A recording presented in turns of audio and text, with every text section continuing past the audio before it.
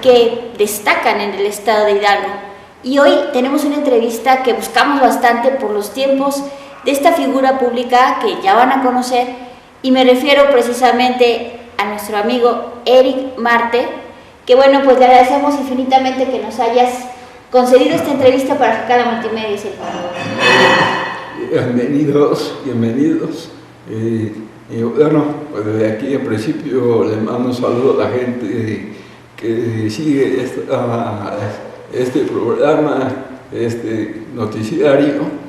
Y bueno, pues decirles que estamos nuevamente aquí en actividad, con el gusto de saludar a mi amiga Amalia. Pues yo estoy más que contenta porque, pues les voy a comentar, ¿no?, a todos los amigos que nos ven, pues a nuestro amigo Eric, así con ese cariño lo decimos, pues te conocemos de muchos años, muy jovencito.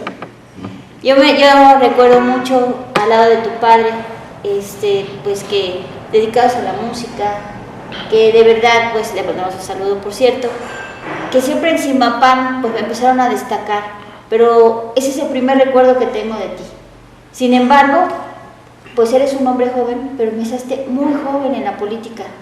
Yo quiero que me platiques, o que nos platiquen precisamente para todos los jóvenes que están interesados en esto que es el bienhacer de la política, pues ¿cómo fue que iniciaste? Yo tengo muchas anécdotas que de alguna manera me llevaron a la política.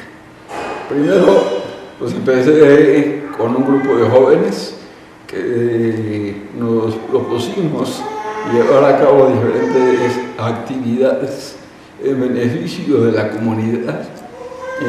Empezábamos como gente preocupada por la ecología, gente preocupada por las generaciones que estaban pues ya tomando caminos del vicio, y emprendimos una campaña de reforestación y diferentes actividades con comunidades.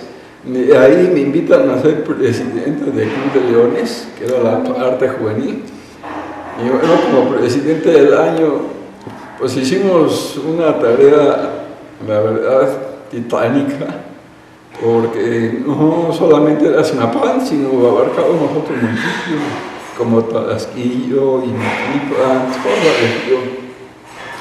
Y bueno, ya como presidente del Club de Leones, nos invitan a recibir un premio como presidente mundial, que es una organización internacional del Club de Leones, y logramos ese galardón inmerecido, porque yo dije, bueno, pues, no creo que Zimapán, entre todos los 193 países que existen en la República, en el mundo, pues Zimapán se haya destacado por tener un grupo de jóvenes que alcanzó esa denominación.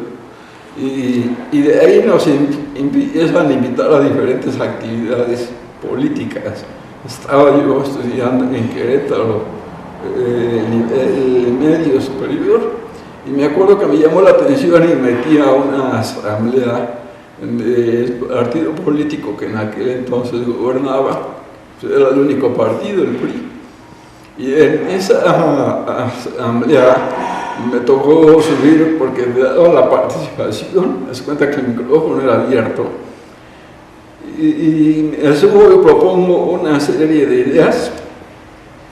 Y cuando termino, se me acerca un señor con pelo chino, un bigote, y me daba una tarjetita que decía Leonardo Colosio.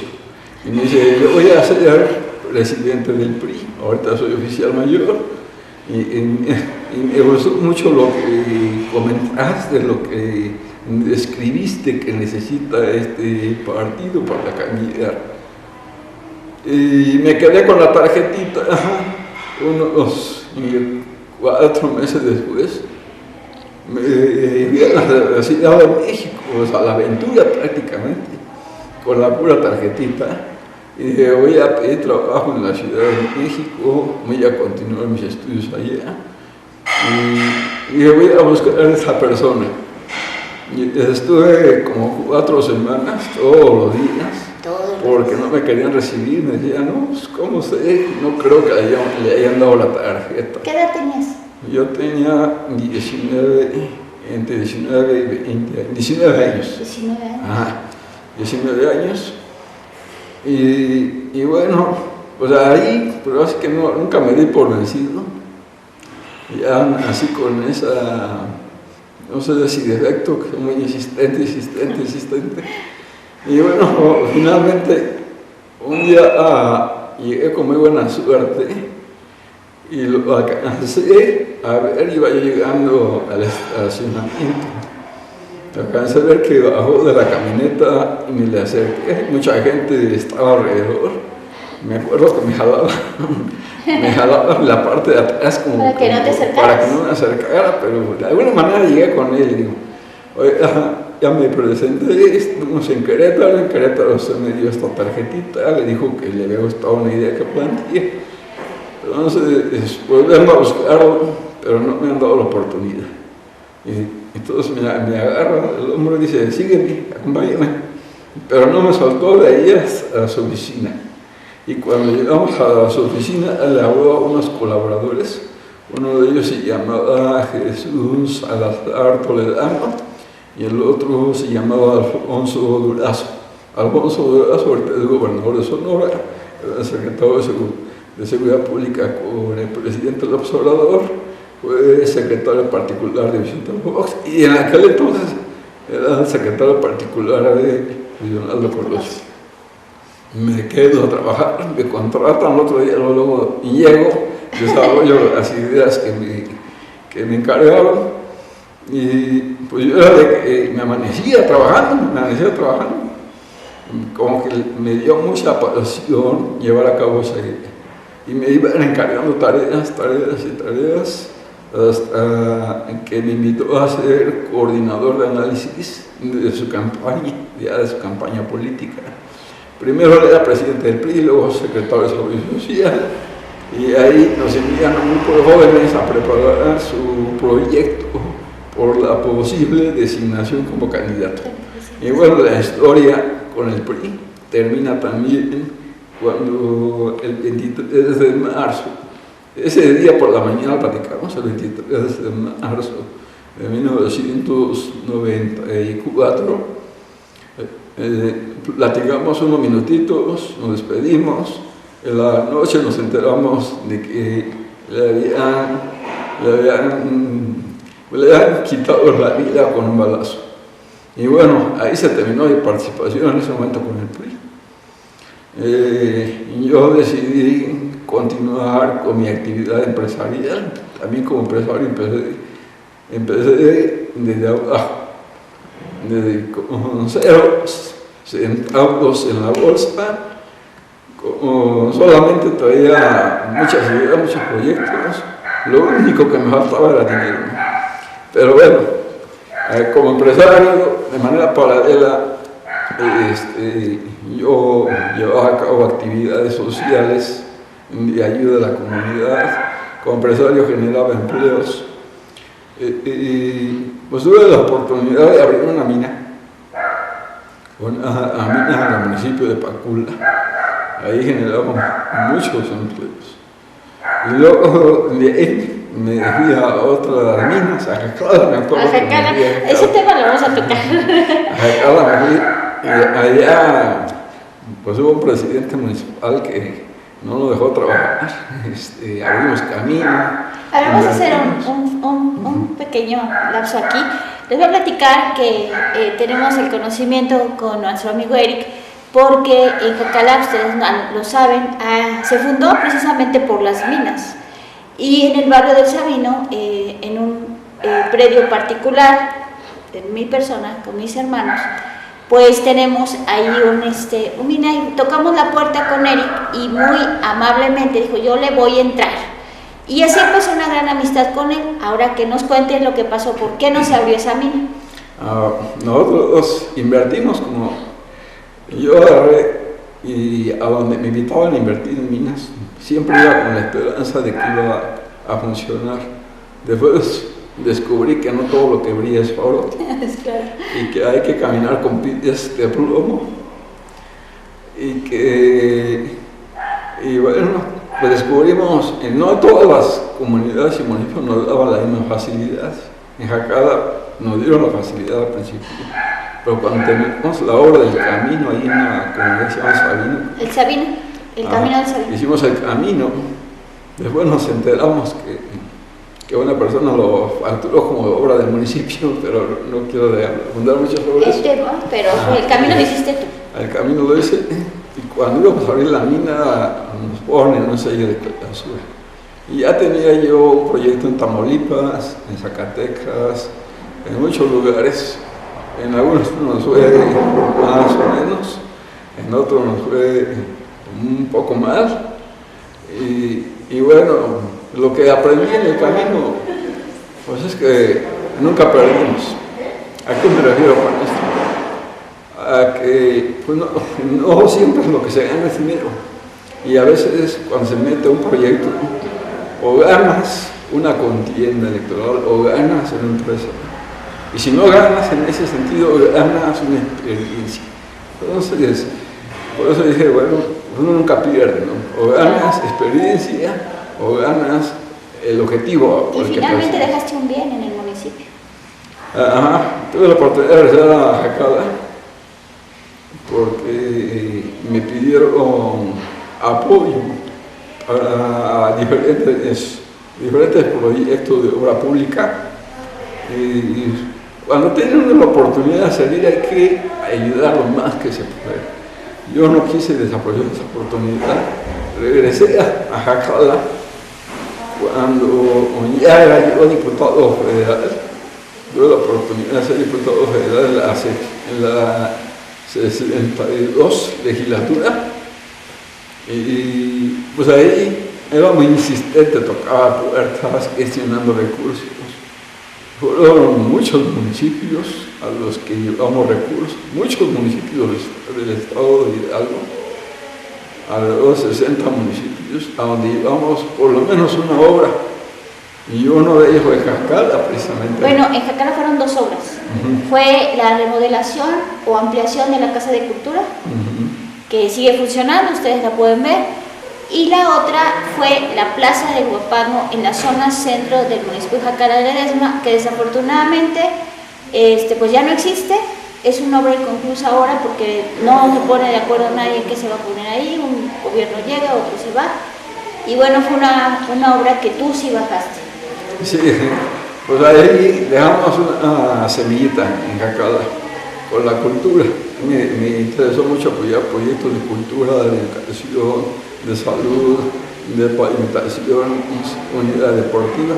Y en Jacala fueron 4 proyectos, pero dos muy visibles, que era la Casa de Cultura y la Plaza del Huapango. ¿Y los otros? Queríamos era pavimentación.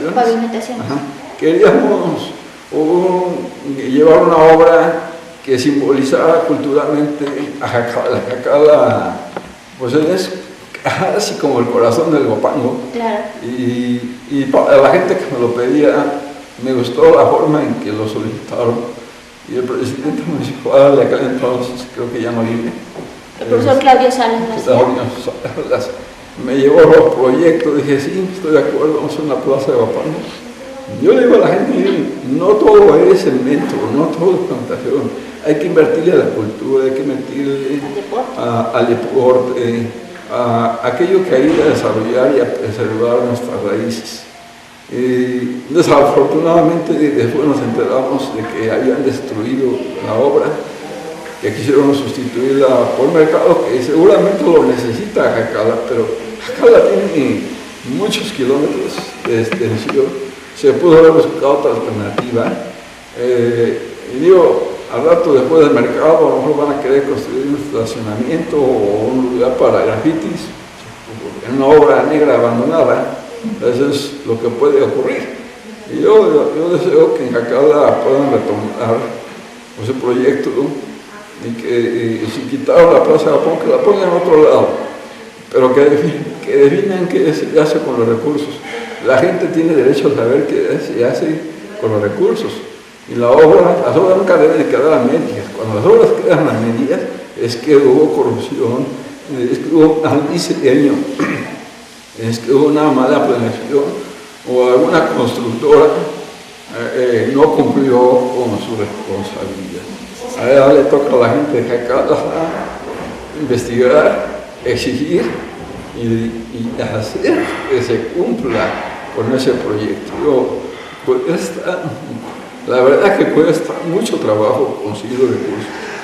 En los últimos 2 periodos de diputados federales, lo digo con mucho respeto, pero no han bajado ninguna obra para ningún municipio.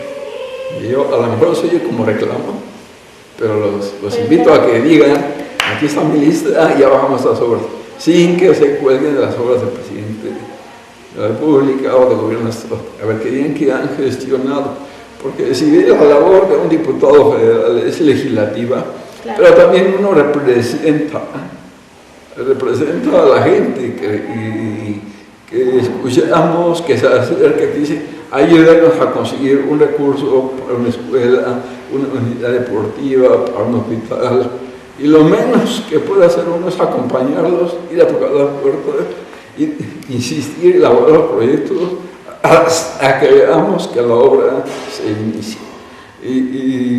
Y bueno, nos brincamos un poquito de esas facetas, porque eso lo hice en Jacala como diputado federal. He tenido la oportunidad de ser diputado federal 2 veces, y ya con el Partido Acción Nacional. Les platiqué la historia porque terminó mi acompañamiento con el PRI.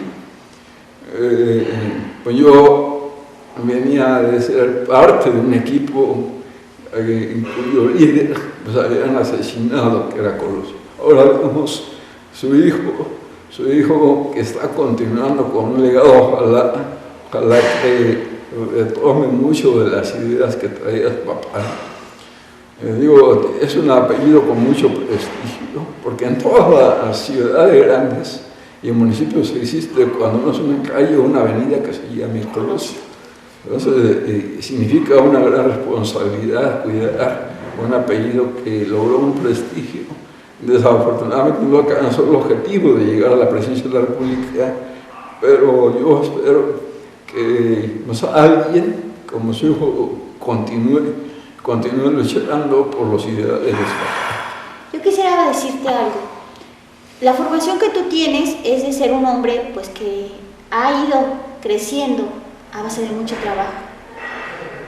Tu familia es gente de trabajo, tú te fuiste preparando, pero sin duda yo creo que gran parte de tu formación debió de ser estar muy cerca del señor Luis Donaldo Colosio, que nosotros como ciudadanos todavía lo seguimos viendo como una persona que buscaba un ideal mejor y trabajar por un país mejor. Y estar cerca de él, yo pienso que debió de ser una de las mejores experiencias de tu vida, porque aprendiste muchas cosas, pero sigues conservando esos ideales que te formaron. Platica. Yo incluiría además el senador Colosio 3 personas que me inspiraron, me motivaron y que de alguna manera me dio la oportunidad de colaborar un tiempo con ellos. Uno de ellos era Gilberto Rincón Gallardo. Gilberto Rincón Gallardo fue candidato a la presidencia de la República también en el 2000. Era un hombre de izquierda. Constituyó un partido que le llaman el Partido de la Rosa. Y luego el profesor Plinio Noguera, es hidalguense, en una escuela aquí en Actopan que lleva su nombre, fue director normalista. Él me enseña mucho la redacción de documentos, redactar discursos. Él me decía, escribe tus ideas, escríbelas. Y otro personaje que también tuve la oportunidad de conocer se llamaba Jorge Carpizo. Jorge Carpizo inició el proyecto para constituir la Comisión Nacional de Derechos Humanos y se convirtió en el primer presidente de la Comisión Nacional de Derechos Humanos. Sobre estos 4 personajes, figuras, yo escribo un poco en un libro que está por salir. Que eres escritor, hay que decirlo, porque mucha gente no lo sabía. Yo de hecho no lo sabía que eras escritor y compositor. Bueno, dicen que músico, político, poeta y loco, todos tenemos un poco. Y bueno, me ha gustado mucho esta faceta de escribir. En una página que tengo, de repente subo algunas frases que vienen en el libro, subo algunas reflexiones. Y pues el libro, pues algunas personas me han preguntado, oye, ¿vas a escribir sobre lo que te ha ocurrido como empresario, como político? Es un libro que solamente habla del tema de paz, de la paz interior, familiar, a nivel comunidad, colectivo, y llego hasta la escala internacional cuando describo sobre el origen y las causas de la Primera Guerra Mundial, de la Segunda Guerra Mundial, de la Guerra Fría, y bueno, de los conflictos que se dieron en muchos países donde había guerrilla, como en Colombia. Aquí en México tuvimos una, en Chiapas con los zapatistas.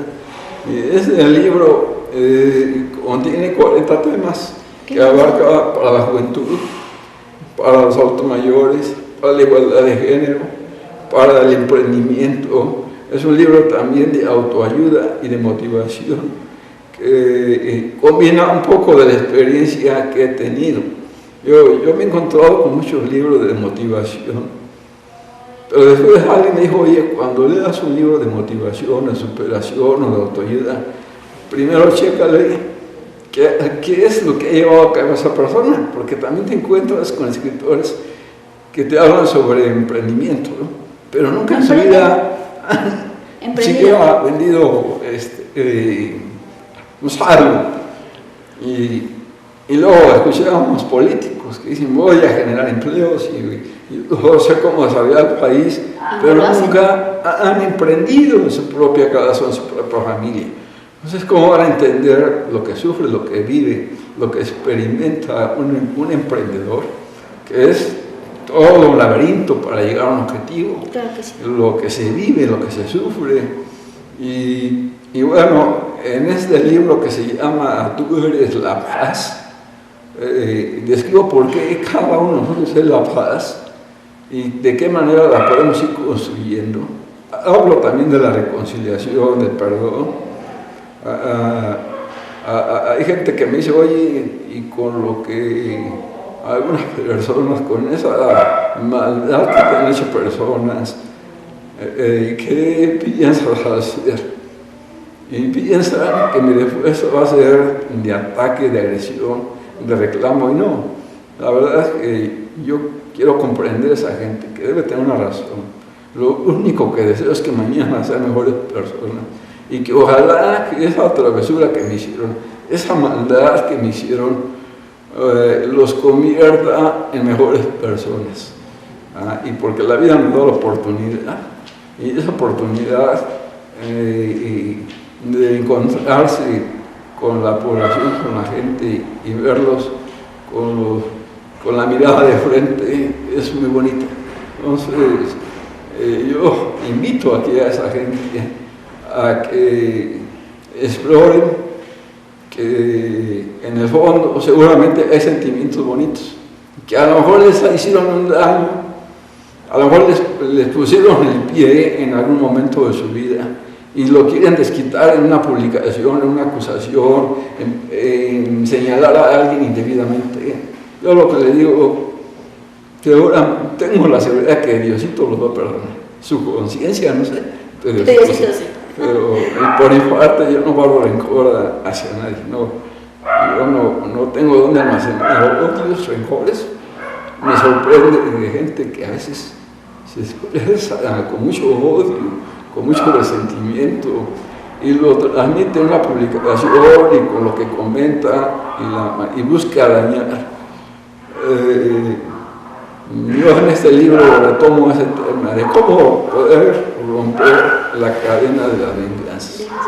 La cadena de las venganzas. El día que rompamos la cadena de las venganzas de este país, va a entrar mayor armonía. Y yo quiero poner un paréntesis. Hay una frase que me simpatiza del presidente, la de abrazos y no balazos. Me simpatiza mucho.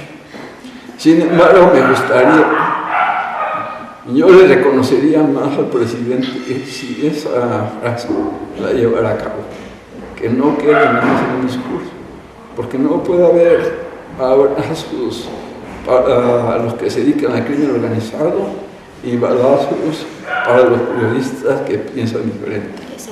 No puede haber abrazos para quienes cometen delitos y balazos para la oposición, para el que piensa diferente.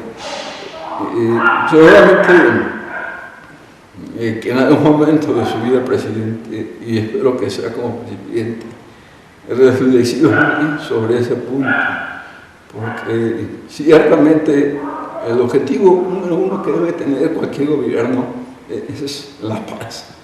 Y la paz tiene que salir de los discursos, pero no es con discursos de odio, no es con discursos enfrentando a los ricos con los pobres, el sur con el norte, los empresarios con los trabajadores, no.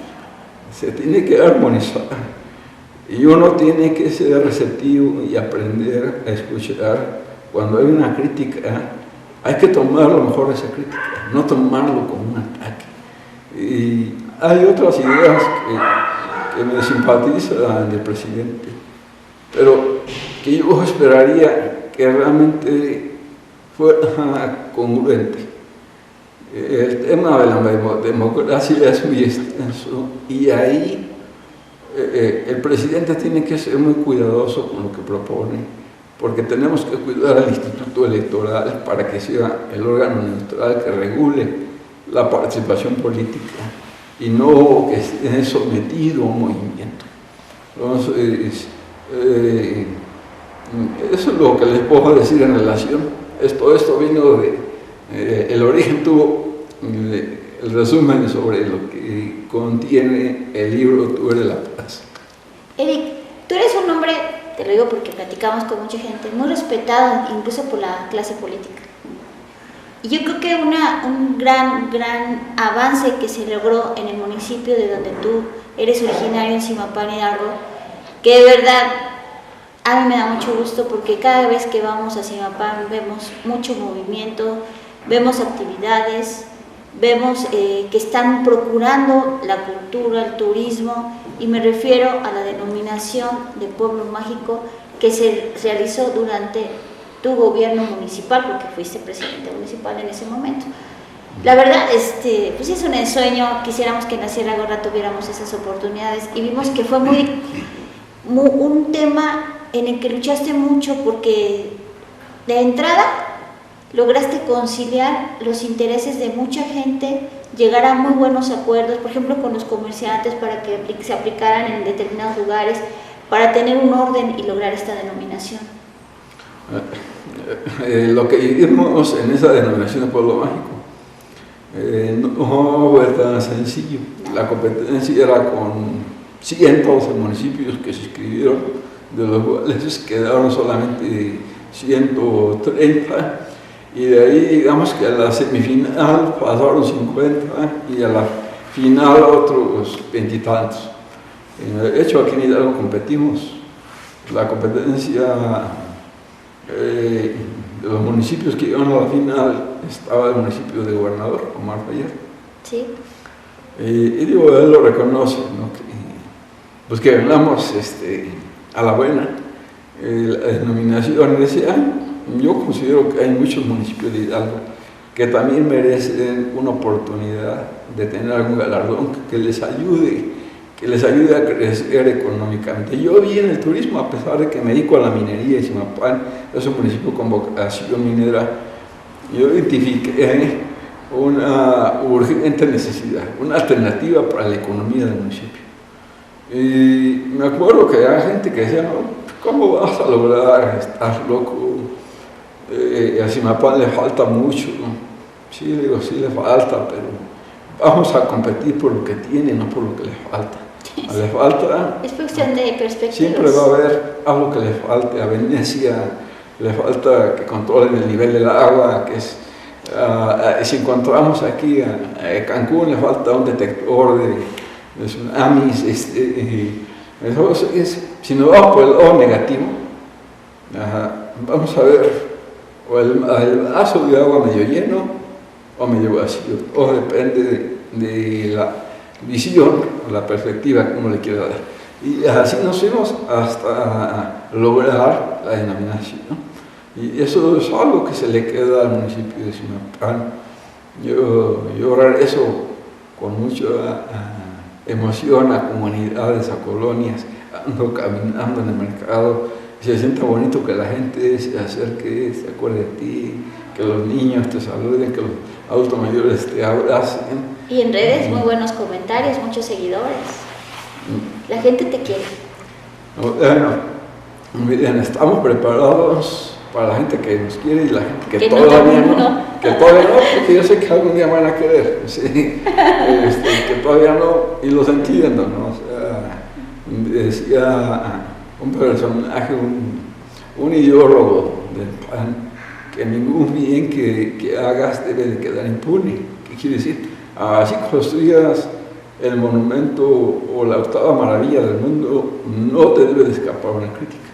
Y tenemos que estar preparados, porque en la vida todo es competencia. Si nosotros nos marginamos, es que la política es la competencia muy fea, hay mucha grilla, atacan y a veces te quieren frenar tus proyectos. Lo hay en todas las actividades. En la religión hay competencia entre católicos, testigos de Jehová, mormones, cristianos. En el deporte me decían, bueno, el deporte decía, y si no, yo no me recuerdo lo que pasó en Querétaro, en el Estadio Corregidora, y fue por una actividad deportiva. Entonces, la competencia se da hasta cuando uno va a buscar pareja, novio, lo que tenga. Siempre va a haber competencia, y no es malo, no hay que tenerle miedo a la competencia, hay que tenerle miedo a la incompetencia. Eso sí es malo, ¿no? Fíjate que la verdad es muy enriquecedora todo lo que tú me estás contando, porque también hay que decirlo, luchador social. Platícame ese tema que yo creo que la gente debe conocer. Desde que me acuerdo, siempre he estado metido en una causa social. Yo, a la hora no muy lejana, cuando en Zimapán impedimos, junto con un grupo de activistas, que Zimapán se convirtiera en un cementerio de desechos tóxicos, en un basural de desechos tóxicos. Nos opusimos, hubo persecuciones, ya de entonces ya había persecuciones, y bueno, finalmente demostramos que Zimapán que la historia nos iba a dar razón, y que Zimapán, en lugar de ser basural de desechos tóxicos, podría convertirse en un pueblo mágico. Y bueno, hemos estado en la lucha a favor de la vida, la lucha a favor del medio ambiente, hemos estado en luchas en la Ciudad de México por la democracia, por los derechos humanos, y bueno, de eso hablo también en el libro, porque no es lo mismo describir una causa social, hacer una crítica, que ser parte de esa lucha social. Y hoy, después de que empiece a circular el libro, voy a traer otra causa que sé que va a generar polémica. En el momento que les digo a la gente, vamos a cambiar la letra del himno nacional, la gente brinca, se espanta, pero ¿por qué? Si es parte de nuestra historia, porque si tenemos que sentirnos orgullosos de nuestros símbolos patrios. Y cuando se empieza a explicar que el himno contiene más de 60 palabras violentas, que es discriminatorio, que es excluyente, la mujer no cuenta en el himno nacional, desde la primera palabra que dice mexicanos, no dice mexicanas y mexicanos. Yo estoy proponiendo que se reescriba el himno nacional, porque necesitamos tener un país con símbolos patrios congruentes. Si somos un país que ama la paz, que lucha por la paz, desde lo que le enseñamos a las niñas y a los niños desde pequeños, desde ahí tienen que estar las bases para la paz, y la base de la paz está en la cultura, en la educación, y digo, en su tiempo cuando se escribió, que tampoco mucha gente no sabe cómo se escribió el himno nacional, cuando Francisco González Bocanegra tuvo la presión de su novia que lo encerró en un cuarto, dijo, de aquí no sales hasta que compongas un himno. Pero el himno en ese tiempo, digo, no sé si se apareció, pero había gente que le hacía la barba a los dirigentes o los políticos. Y en ese entonces le querían hacer la barba al presidente Antonio López de Santana y Agustín de Iturbide. Entonces el himno se llamaba el himno santanista. Le han quitado unas estrofas que traían el nombre de él, pero se escribió en un tiempo donde todo se resolvía a base de garrotazos, de violencia. El himno tiene una palabra que se opone a una frase que se opone al armisticio. El armisticio es cuando tiene que haber una oportunidad de reconciliación y de que abandonen las armas. Esa parte que dice de guerra, guerra sin tregua, eso significa no perdones. Tienes que tener arte, tiene que haber sangre, aunque se derrumben los palacios, nosotros tenemos que cambiar. Y me dicen, pero es parte de la historia de esas tradiciones. Yo respeto esa parte, nada más que recordemos que cada etapa de la vida ha tenido sus cambios. Si recuerdan ustedes, en la historia dice que se permitían los sacrificios, que hubo un dios que llamaba Dios de la lluvia, Tláhuac, que en nombre de él se sacrificaron niños de menos de un año, niñas y niños, para ofrecer un sacrificio por el agua, y eso ya no está permitido. Y en algún tiempo de la vida también se permitió la esclavitud era normal que tuvieran esclavos los franceses, los estadounidenses, incluso en México. Y hubo alguien que allá en su rinconcito dijo, eso tiene que cambiar, ya no se debe permitir la esclavitud. Y en otro tiempo, digo, para no irme muy lejos, no se permitía el voto de la mujer. En México la mujer no votaba, eso era normal, y mucho menos tenía que participar en política. Y cuando se inició esa lucha, de muchas mujeres, las mujeres en 1952 ya tuvieron la oportunidad, 52, 55. 54 creo, ¿no? Y ya tuvieron la oportunidad de votar, pero no tenían derecho a que las eligieran. Las mujeres, digo, sí, que tengan derecho a votar, pero no a ser elegidas. Y después, cuando se dieron cuenta que la mujer ya era mayoría, yo creo que sí les abrimos la oportunidad para que se elijan de alcaldesas o diputadas o regidoras. Ahora por equidad y paridad de género. Sin embargo, era una cuota mínima, nada más para cumplir con el requisito. Y hoy ya se habla de la equidad, la paridad de género. Y así vamos avanzando, todavía no lo logramos. Aquí en Hidalgo es un caso, y en muchos municipios, porque prevalece la cultura machista. Entonces, yo les hablo de esos cambios que ha habido en la historia, ¿por qué no pensar en un cambio también en los valores que nos van a formar como seres humanos para garantizarle la sobrevivencia al planeta de la siguiente generación? Y esas es que la describo en el libro. Una tiene que ver con la música.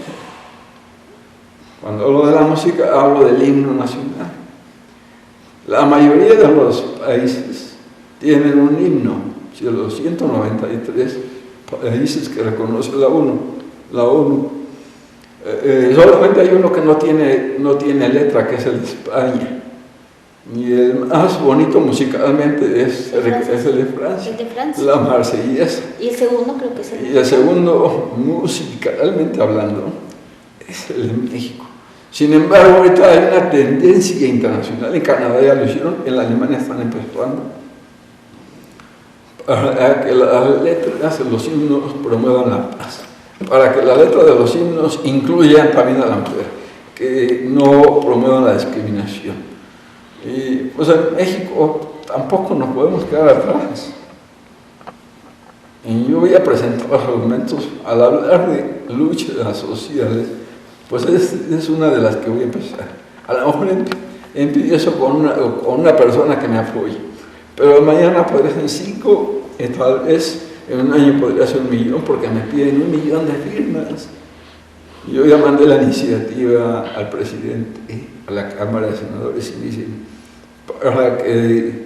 para que funcione tiene que entrar como una iniciativa ciudadana, pero y una vez te decimos que se ocupan 1 millón de firmas. La vamos a contar. Con lo persistente que eres, yo creo que sí. La vamos a contar. Cuando la gente comprenda la necesidad de los cambios, de que tiene que haber cambios. Eric, platícame un poquito, ya así como que mucha confianza. Porque nosotros conocemos a muchos presidentes municipales de antes, los que están ahora y los que vendrán probablemente. De repente cuando llegan al poder cambian. Se vuelven un poco, pues, no tan cercanos a la gente. Tácitamente, como dicen, se suben en un ladrillo, en otro ladrillo. Platícame, o sea, ¿cómo pueden llegar a esos términos y cómo conservar, pues, esa sencillez que deben permanecer durante los gobiernos? Bueno, digo, estoy haciendo muchos comerciales del libro, pero también escribo Cuando el poder te cambia, se llama el tema. Pero más adelante digo, realmente no es ni el poder ni el dinero el que cambia a las personas. El poder no cambia, el dinero tampoco. La gente se descubre, no cambia, se descubre, porque puede ser una persona humilde, de buen trato amable, respetuoso, siendo una persona sin poder o sin dinero. Y cuando tengas el poder, como cuando tengas el dinero, también serás un político o un empresario con las mismas cualidades. Esa gente que en la campaña te da una cara, ¿sí?, que te dice, que abraza a los niños y abraza hasta los postes que se encuentran en el camino, pero ya en el poder tienen una actitud diferente hacia la población.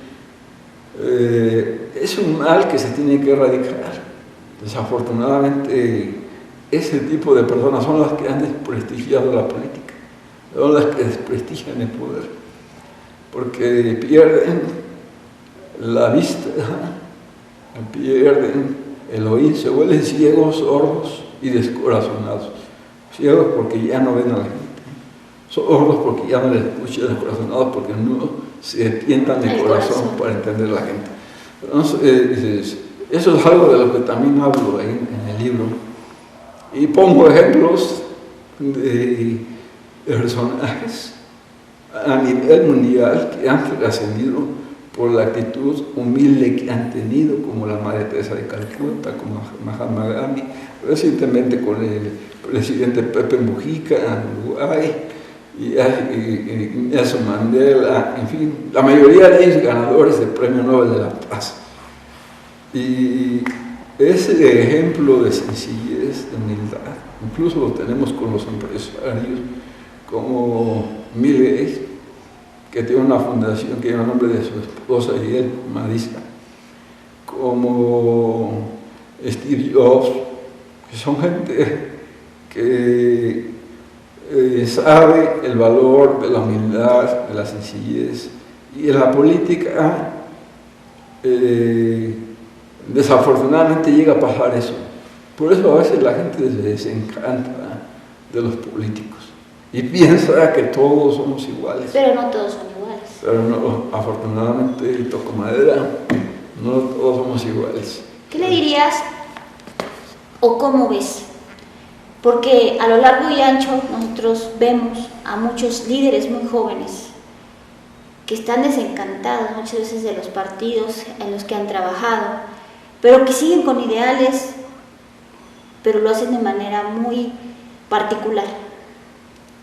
¿Qué les dirías tú? Yo lo que diría a los jóvenes que tienen que participar, tienen que creer en sus ideas y que no renuncien al entusiasmo que caracteriza a la juventud. Ciertamente cuesta mucho trabajo, a veces se decepcionan y es normal que un joven sea rebelde, o sea, ser joven no ser rebelde, pues es un error,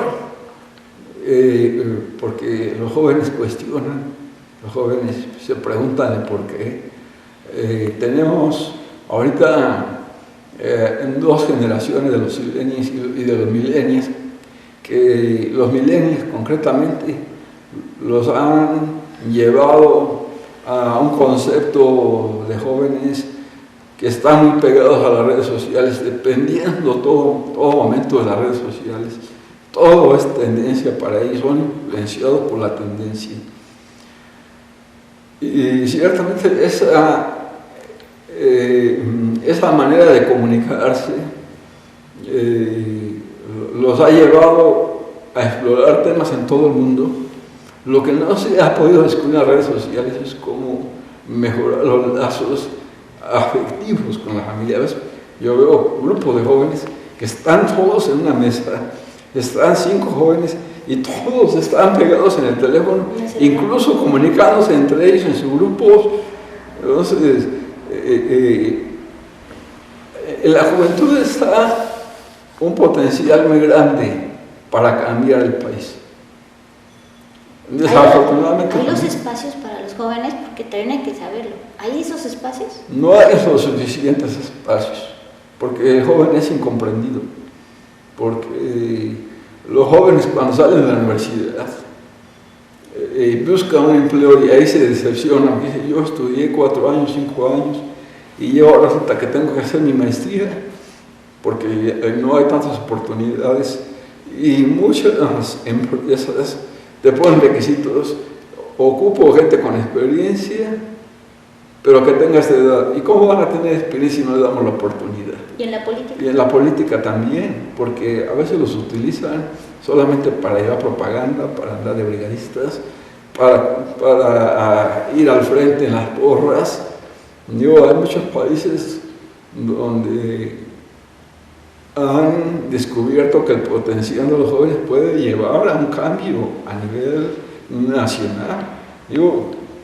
Es un ejemplo un poco feo, pero Hitler, cuando llega al poder, lo hace aprovechando el potencial y la energía de la juventud. Lo mismo hace Hugo Chávez. Aquí de lo que tenemos que ser muy cuidadosos de cómo los encabezamos, no aprovecharnos ni abusar de la energía, del potencial, del entusiasmo que siempre tiene de forma natural un joven.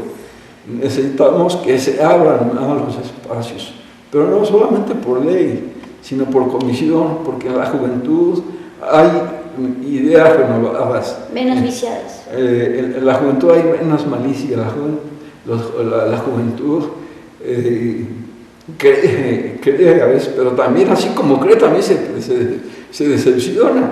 Y eso es lo que tenemos que cuidar. Aquí en México tenemos un país mayoritariamente joven.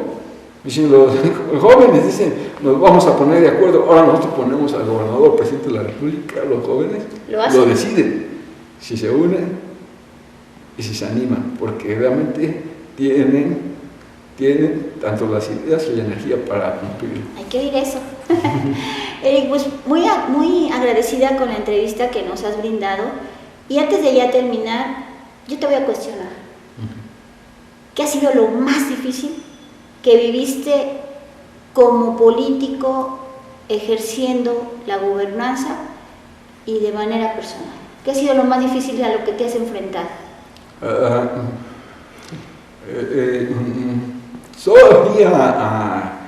Todavía no termino de comprender por qué hay gente que se opone a ideas de cambio, de transformación.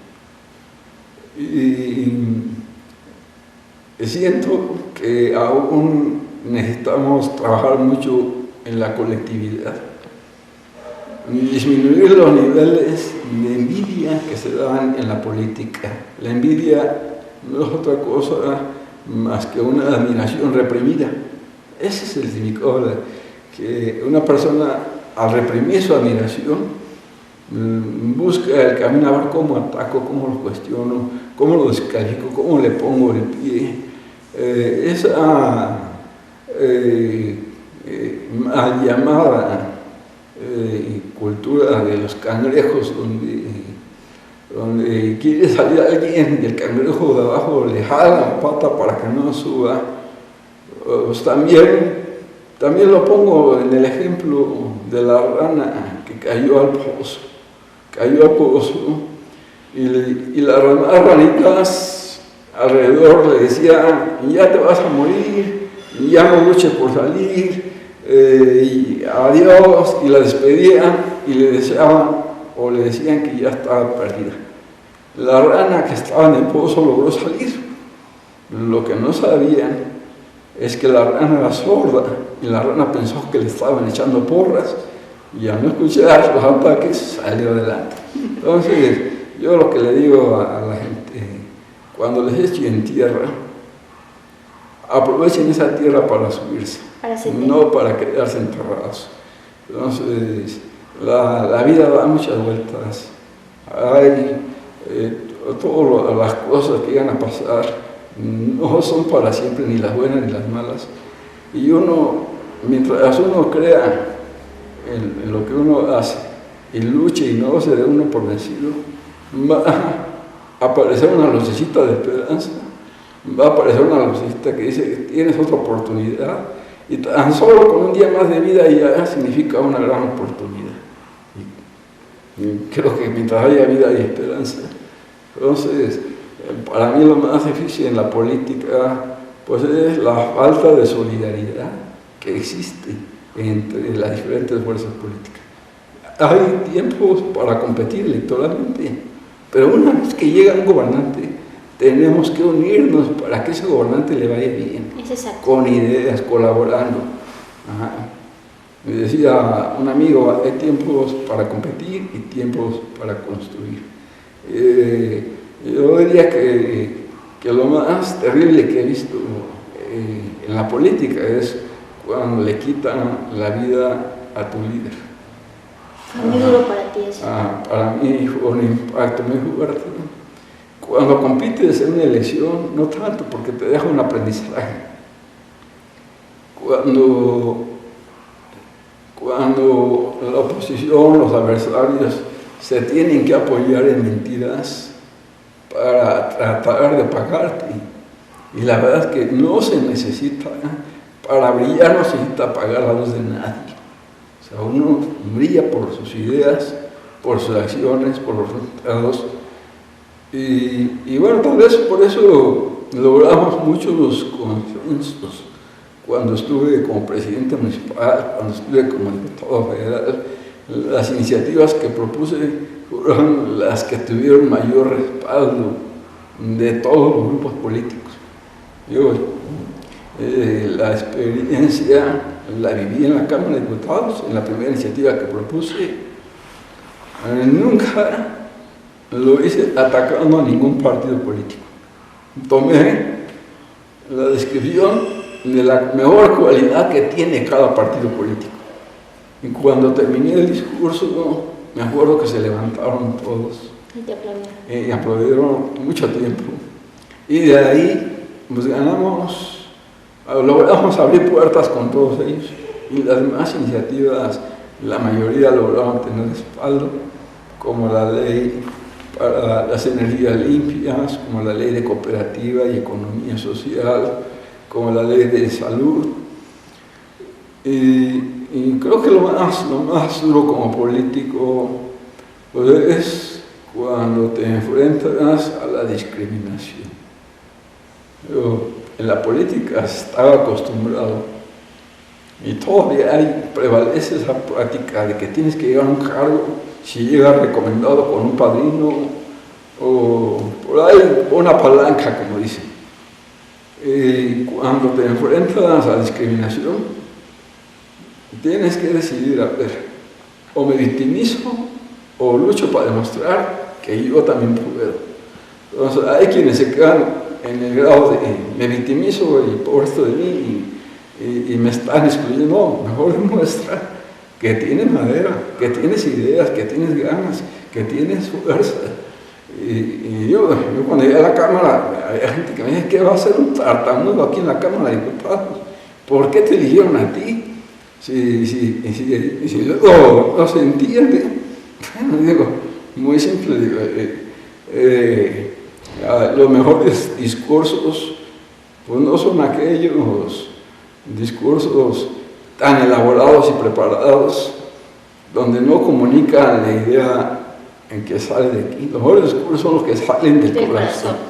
Entonces, cuando comunica de esa manera, no importa si lo dices tartamudeando como lo digas, pero di la idea y alguien lo va a comprender y vas a encontrar la forma de que esa idea se convierta en realidad.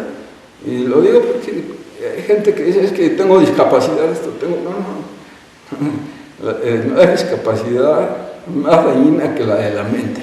Esa es la única, la de la mente, donde se hace uno con la idea corta de que no se puede. Si tú crees que no se puede, estás en la razón, pero si crees que puedes, también. Pues yo te agradezco mucho esta entrevista. Tenemos que hacer un compromiso para cuando saques tu libro, para que nos hagas favor de platicarnos un poco más de él, para mostrarlo a la gente que pues, nos sigue en nuestros medios. Y de verdad, siempre ha sido un placer estar contigo. ¿Por qué? Porque te conozco, ya lo dijimos, desde hace mucho tiempo. Hemos visto cómo has caminado, los alcances que has logrado, el respeto de diferentes grupos políticos en los que tienes mucha amistad con mucha gente, porque hay que decirlo. Eres amigo de mucha gente independientemente de las diferentes posturas que pudieran tener, y eso es muy valioso. ¿Por qué? Porque se logran grandes concilios y grandes oportunidades de trabajo. Te agradezco muchísimo y bueno, pues esperamos hacerte después otra entrevista y no sé si quieras terminar esto con alguna idea más. Solamente decirle a este medio de comunicación y a los seguidores y que soy muy agradecido con mucha gente que me ha apoyado y que no tiene muchos meses, un poquito más de un año, que viví una crisis política.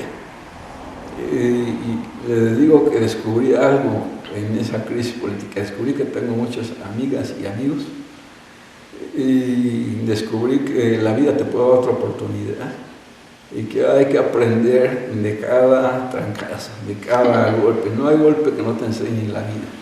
Y esa oportunidad que me han dado de seguir con ustedes, pues no lo voy a desaprovechar. Con lo que tenga al alcance a mi mano, voy a seguir luchando por los ideales que nos abrieron las puertas con ustedes. Y espero muy pronto visitarlos, platicar con ustedes, llevarles una plática de mi libro y bueno, que me permitan ser parte del crecimiento y el desarrollo de todos los lugares a donde nos abran las puertas. Les mando un abrazo y bendiciones. Pues ahí está, amigo, un hombre que apreciamos mucho y efectivamente amigos, como tú lo sabes. Pues bueno, amigos, este fue una grata entrevista con nuestro amigo Eric Marte, que ustedes la podrán ver no solamente a través de la plataforma Jacala Multimedios y todas nuestras redes sociales, sino también pues, a todos los medios que nos han abierto la puerta y donde colaboramos. Así que estén muy pendientes porque vamos a seguir con esta serie de entrevistas donde usted, óigamelo bien, donde usted va a aprender a conocer a muchas figuras públicas que quizás usted no tenía ni siquiera la idea de pues todo el trabajo que han logrado o que han hecho y la persistencia que han tenido para lograr ser lo que hoy son. Nos vemos hasta la próxima. Esto fue su programa La Entrevista con. Hasta la próxima.